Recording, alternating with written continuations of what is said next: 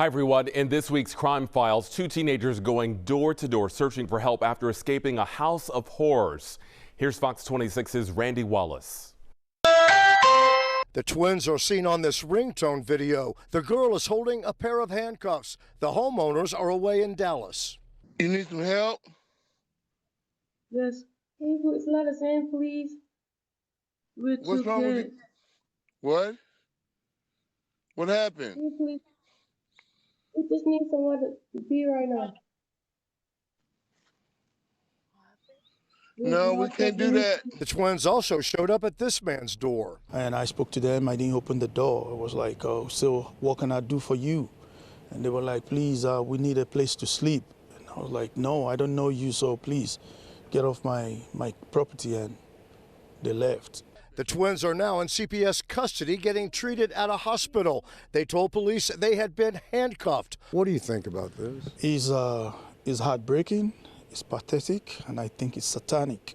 On Monday, their mother, 40-year-old Zakaya Duncan, and her 27-year-old boyfriend, Joe Vitero, and 5 boys ranging in age from 7 to 14 were all subject of an Amber Alert. The couple was arrested in Louisiana. The 5 boys are with relatives. According to court documents, Duncan has been convicted of injury to a child in Baton Rouge. According to court documents, Duncan has been convicted of cruelty to a child in Louisiana. Court documents from 2012 in Baton Rouge state she submerged a 5-year-old child in hot water, causing serious burns. Police say they found a 20-month-old infant wrapped in clothing with his hands bound. The document states Duncan and her then-boyfriend made the victim do push-ups for an hour and forced the child to sleep on a closet floor. Boards were placed in front of the closet door to keep the victim from escaping and stealing food from the kitchen. Duncan was on probation from 2013 to 2020. Now to the desperate effort to find a missing 2-year-old girl. Harris County investigators say they fear the worst after police say her father strangled her mother to death. Here's Fox 26's Sherman DeSalle. Why would he do something like this, and why would he do it in front of his children? Trying to find the baby right now. And it is heartbreaking, it really is. Nora Reed says her daughter Nancy's life was in jeopardy, and her last attempt to get away from her common-law husband, Jiron Lee, cost her everything. He has ruined her life and my sister's life. He has done a lot of damage to my mom's life. While he used to live with my mom, they both stayed with my mom. Police say the night of October 18th, they responded to a call at this Sonesta Hotel on Bay Area Road. Lee admitted to officers he choked Reed after claiming she was choking one of their young children.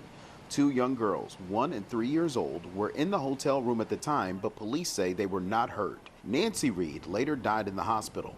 While investigating, police learned another child, Nadia Lee, had been missing before this incident. She was last seen at Jiron's apartment 2 days before in Pasadena. And evidence found so far indicates little Nadia may be dead.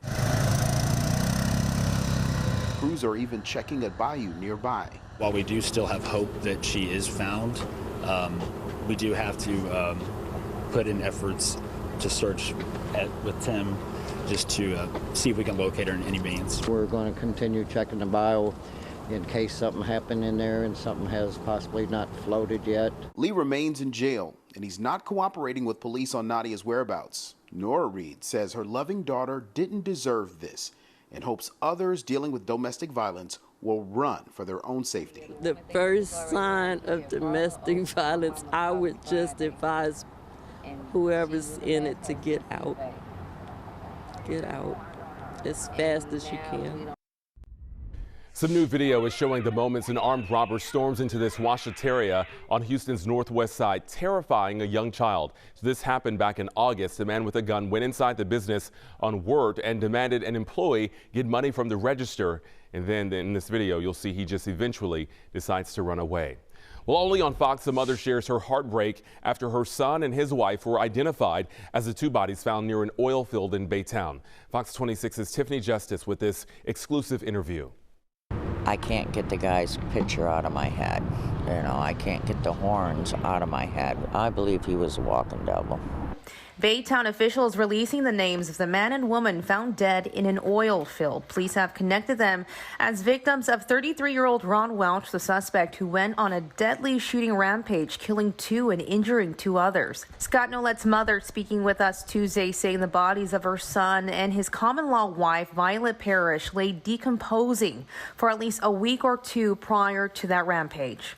I don't know why they were out in the oil field. I can just assume that they were overlooking the water after work, and because they always like to be near the water.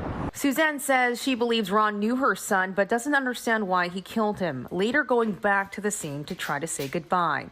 That moment was very hard because I could see how their bodies were laying.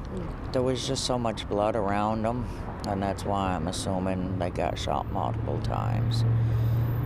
And the smell was very, very bad. She says Scott was a talented tattoo artist and always sported a smile. For this mother, her love will never end. Yeah, that's my boy. And I used to sing him, Scotty boy, oh my Scotty boy. He'll always be my baby. Now to this story, a mother confessed to killing her own 5-year-old daughter and is now charged with capital murder. With this story tonight, here's Fox 26's Natalie He.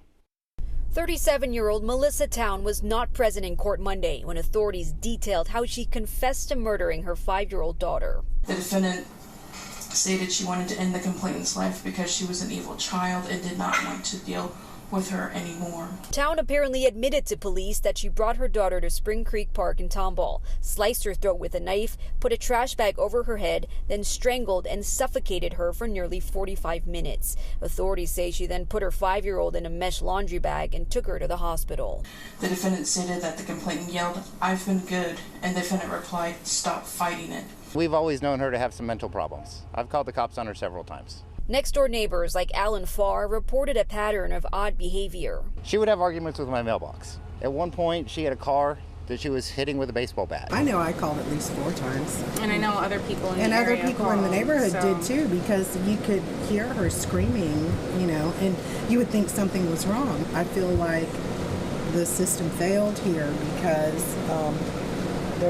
something could have been done a long time ago, and this little girl would not have suffered what she did. Next in Crime Files, a dog is killed, brutally shot multiple times. With this story, here's Fox 26's Randy Wallace. I'm devastated, you know. How do you explain that to a 7-year-old kid? How do you tell them, hey, you know, somebody walked up and shot your dog? It happened last Thursday at this home in Kings Manor between 8:45 and 10:45 in the morning. You've got a park across the street. Yeah, there was no school. You there. would think that somebody saw something. Somebody should have seen something, absolutely. I mean, the dog was shot 10 times with a pellet gun, and you could only imagine the torture that it went through. Aww. Chris Kennedy says it was no accident. The standard poodle belonged to his daughter and 7-year-old grandson. He doesn't even want to play in the backyard now. He doesn't even want to be here. My daughter's worried about these people coming back. Come here and meet some new friends. This golden doodle named Stevie and 5 puppies were also in the backyard. They weren't shot. Mitchell was struck with 10 pellets. So they've got to stop, pump, load, shoot again. Mitchell's killer had to be in the driveway, Kennedy says. A shot through Mitchell's eye socket penetrated his brain. We just can't act this way. Pretend for a minute instead of me standing here, as the person who did this. What would you say to them? Randy, if that person was standing there, you wouldn't be standing there. I'm kind of old school on that kind of stuff. If it was you, there wouldn't be too many more words. I'm an old man, but I tell you what, this kind of behavior it's just unthinkable. And that is this week's Fox 26 Crime Files.